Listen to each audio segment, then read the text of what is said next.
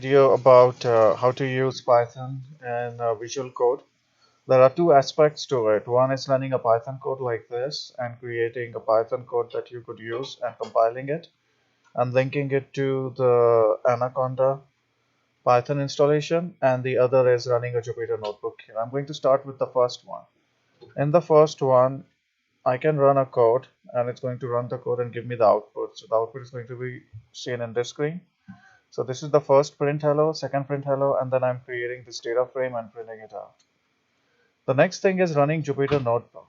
To do that, we have to press Ctrl Shift P, and when you write Python and create new blank notebook, it's going to create this notebook, and I can run the same code here.